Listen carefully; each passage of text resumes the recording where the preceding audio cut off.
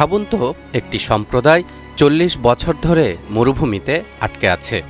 সেখানে নেই কোনো দোকানপাট, নেই কোনো হাটবাজার, নেই কোনো ফল ফসলের ক্ষেত, তবুও তারা বেঁচে আছে।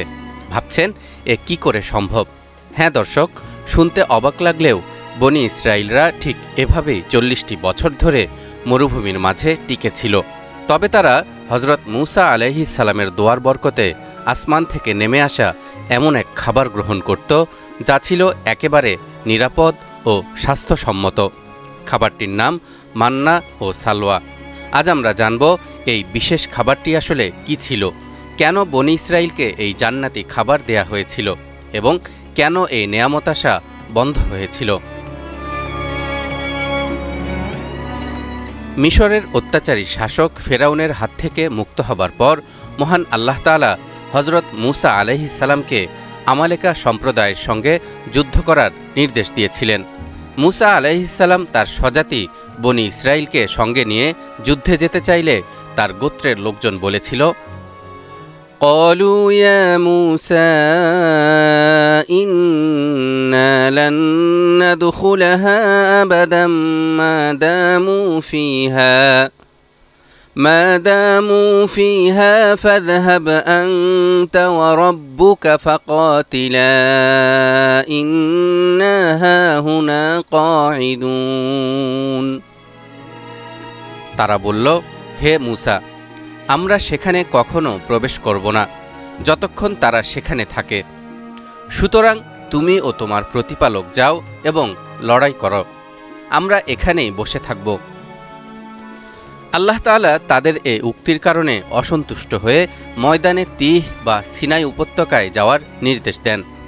সেই স্থানটি ছিল গাছপালা ও পানিবিহীন এক শুষ্ক মরুভূমি। সেখানে পৌঁছার পর বনি ইসরায়েল তীব্র খাদ্য ও পানীয়র সংকটে পতিত হলে তারা সকলে একত্রিত হয়ে বলে, হে মূসা, এখন আমাদের আহারের ব্যবস্থা হবে কিভাবে?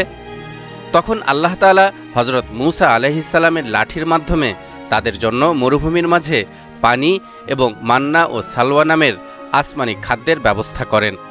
সূরা বাকারার ৫৭ নম্বর আয়াতে ইরশাদ হচ্ছে, وَظَلَّلْنَا عَلَيْكُمُ الْغَمَامَ وَأَنزَلْنَا عَلَيْكُمُ الْمَنَّ وَالسَّلْوَىٰ كُلُوا مِن طَيِّبَاتِ مَا رَزَقْنَاكُمْ وَمَا ظَلَمُونَا وَلَكِن كَانُوا أَنفُسَهُمْ يَظْلِمُونَ।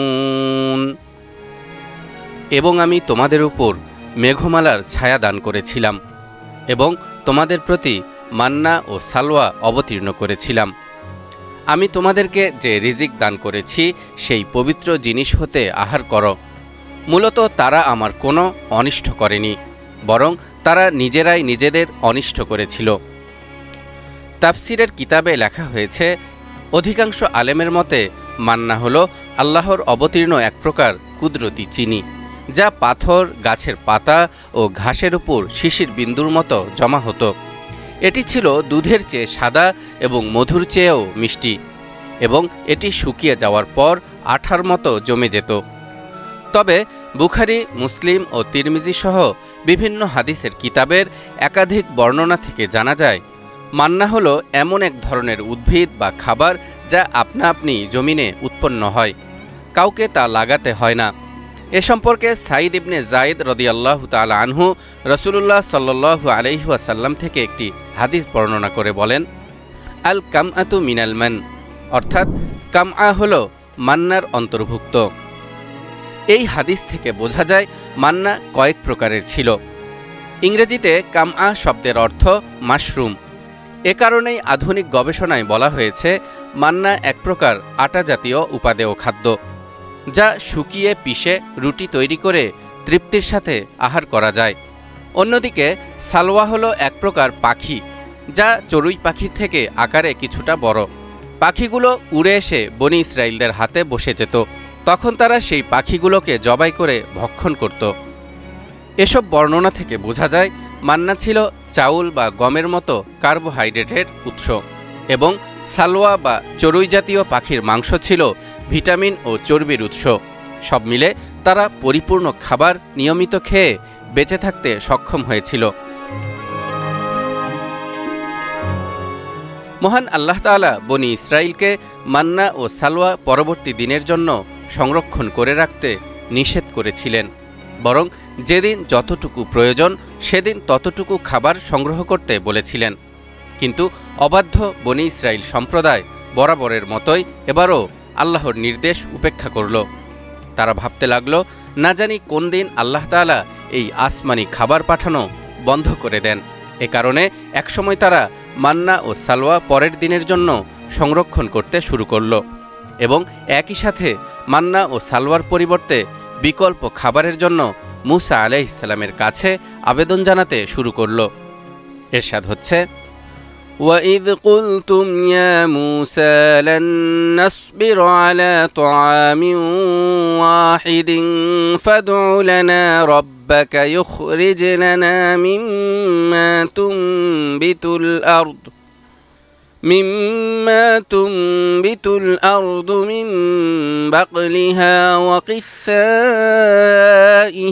وَفُومِهَا وَعَدَسِهَا وَبَصَلِهَا قال أتستبدلون الذي هو أدنى بالذي هو خير اهبطوا مصرا فإن لكم ما سألتم।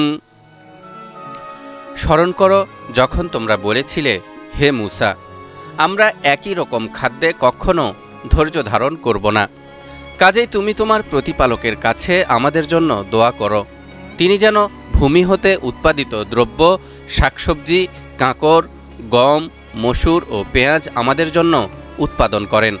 মূসা বলল, তোমরা কি উৎকৃষ্ট বস্তুকে নিকৃষ্ট বস্তুর সঙ্গে বদল করতে চাও? তাহলে তোমরা কোনো এক নগরীতে অবতরণ করো, সেখানে গেলে তোমাদের প্রার্থিত জিনিসগুলো অবশ্যই প্রাপ্ত হবে। এসব কারণে বনি ইসরাইল সম্প্রদায় মান্না ও সালওয়ার নিয়ামত থেকে বঞ্চিত হয় এবং আল্লাহর শাস্তির উপযোগী হয়।